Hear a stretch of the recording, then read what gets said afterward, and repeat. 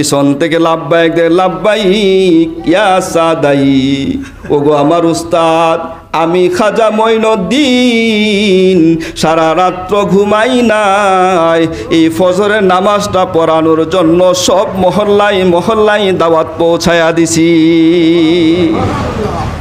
ওসমান হারুনি ডাক দেয়, কই রে বাবা, তুমি তো জাহান্নামী হয়ে গেলে।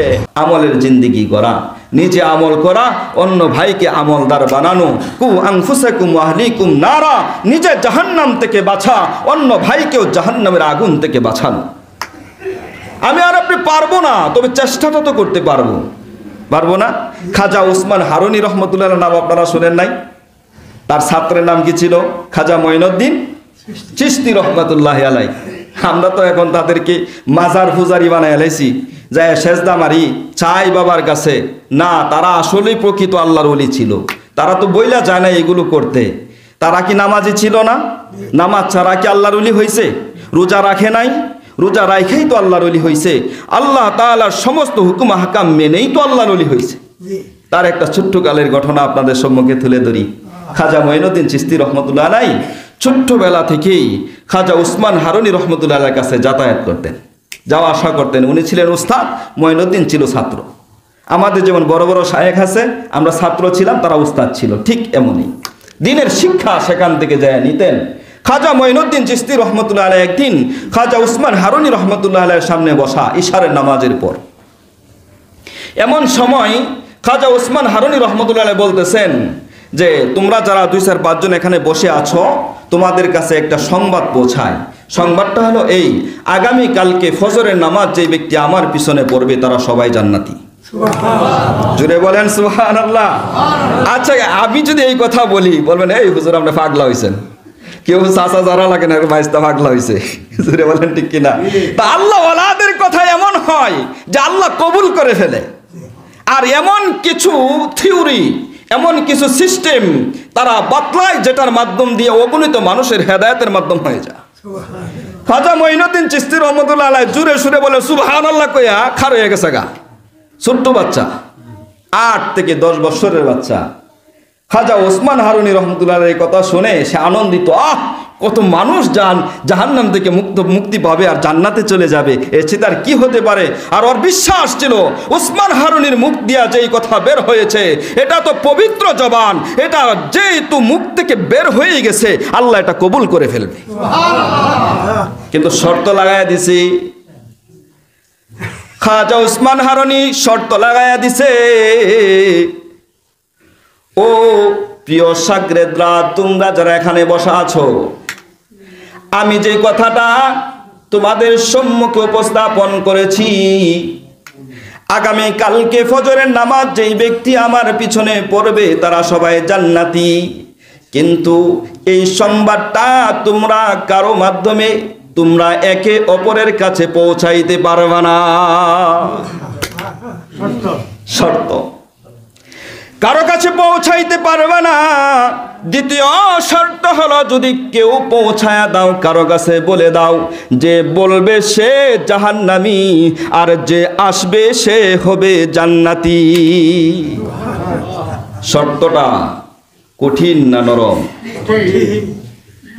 আপনি আর আমি জাহান্নাম থেকে বাঁচার জন্য চেষ্টায় আছি।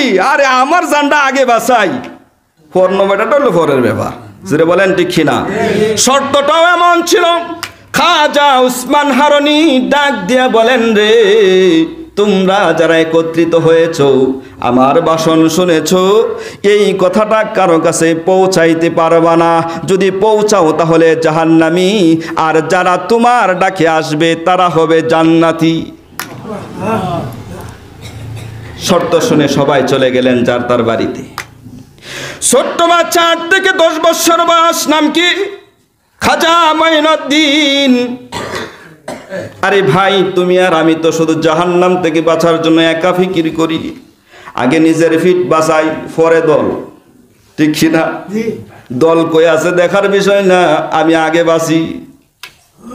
আমার মেয়েরা, সর্বশেষ খাজা মঈনুদ্দিন চিশতি রহমাতুল্লাহ আলাইহি বাড়িতে চলে গেলেন।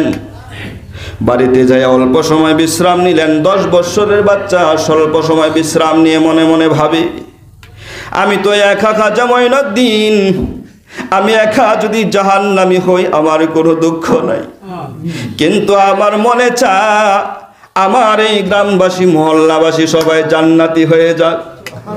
খাজা মঈনুদ্দিন ঘর থেকে বের হইয়া চাচার বাড়িতে যায় ডাক দে, চাচা ঘুম থেকে উঠুন, সুসংবাদ রয়েছে। চাচা ঘুম থেকে উঠে বলে, কি সুসংবাদ? খাজা মঈনুদ্দিন ডাক দিয়ে বলে, চাচা গো, আজকের রাত্র পার হওয়ার পরে ফজরের নামাজ যেই ব্যক্তি আমার উস্তাদ উসমান হারুনির পিছনে পড়বে, আমার উস্তাদ বলেছে সে নাকি জান্নাতে যাবে। চাচা কয়, আজকের ফজরের নামাজ মিস করা যাবে না। তৈয়ার হয়ে গেছি, ফ্যামিলিগত যারা আছেন পুরুষ মানুষ সবাই তৈয়ারি করে লাইছি। অন্য বাড়িতে যায় ডাক দেয়, নানা গো ঘুম থেকে ওঠেন, সুসংবাদ গ্রহণ করুন। অন্য বাড়িতে যায় ডাক দেয়, আমার খালু গো ঘুম থেকে উঠুন, সুসংবাদ গ্রহণ করুন। এইভাবে সমস্ত পাড়ায় পাড়ায় ঘুরে সমস্ত মানুষকে জানা দিছে, আগামী কালকে ফজরের নামাজ যেই ব্যক্তি আমার উস্তাদ উসমান হারুনির পিছনে পড়বে, আল্লাহ তাকে জান্নাত দান করবে। সমস্ত মানুষগুলো অ্যালার্ট হয়ে গেল। রাত্রটা পার হয়ে গেল, মুয়াজ্জিন আজান দিয়া দিছে, আল্লাহু আকবার আল্লাহু আকবার, আসসালাতু খায়রুম মিনান নাওম। সমস্ত মানুষগুলো মসজিদ ভর্তি হয়ে গেল। সামনে এমন বিশাল বড় এক মাঠ ছিল, সেই মাঠ সহ ভরে গেছে। সমস্ত মানুষ ফজরের নামাজ পড়ার জন্য মাঠ সহ মসজিদ সহ ভরে গেছে। খাজা উসমান হারুনি নামাজ পড়ালেন। নামাজ পড়ানোর পরে আমরা যেমন আমল করানোর জন্য মুসল্লিদেরকে সম্মুখে নিয়ে বসি না, ঠিক উসমান হারুনি সমস্ত মুসল্লিদের সম্মুখে যখন চেহারা ফিরায়া দেখে শুধু মসজিদ না, প্রতিদিন মাত্র এক কাতার হয়, আজকে মসজিদ বইরা মাঠ সহ বইরা গেছে। উসমান হারুনি মুনাজাত দেওয়ার পরে জিজ্ঞাসা করে, এত বড় অন্যায় কাজ কে করলি? কে রে? আমার ঘোষণা মতে যে সুসংবাদটা পৌঁছাইছ সে জাহান্নামী, আর যারা এই সুসংবাদ শোনার পরে আসছো তারা জান্নাতি। এই কাজটা কে করলো? আমার এই শর্তটা না মানিয়া অন্যের কাছে পৌঁছায়া দিল।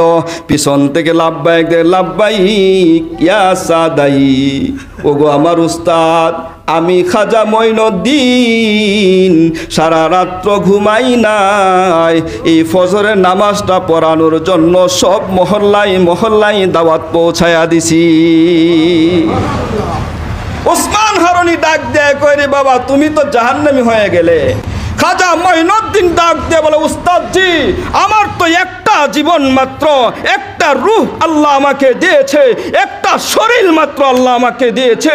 এই একটা রূহ, একটা আত্মা আর একটা শরীর যদি জাহান্নামের আগুনে জ্বলে আমার কোনো আফসোস নাই।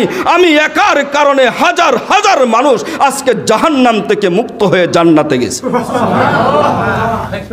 জোরে বলেন সুবহানাল্লাহ, ইশকের সাথে বলেন সুবহানাল্লাহ। এই চিন্তা ফিকির কি আপনার মধ্যে আছে? নাই।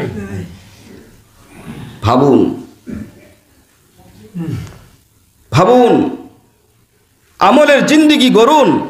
নিজে বাঁচলেই হবে না। কু আনফুসাকুম ওয়া আহলিকুম নারা, নিজেকেও জাহান্নাম থেকে বাঁচাতে হবে।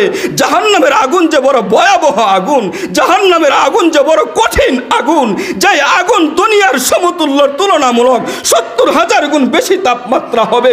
দুনিয়ার আগুনের মধ্যে একটা আঙ্গুল রেখে দিলে, যে আঙ্গুল পুড়ে গেলে আপনার জ্বলা পোড়ার কারণে সহ্য করতে পারেন না, জাহান্নামের আগুন আপনি কিভাবে সহ্য করবেন?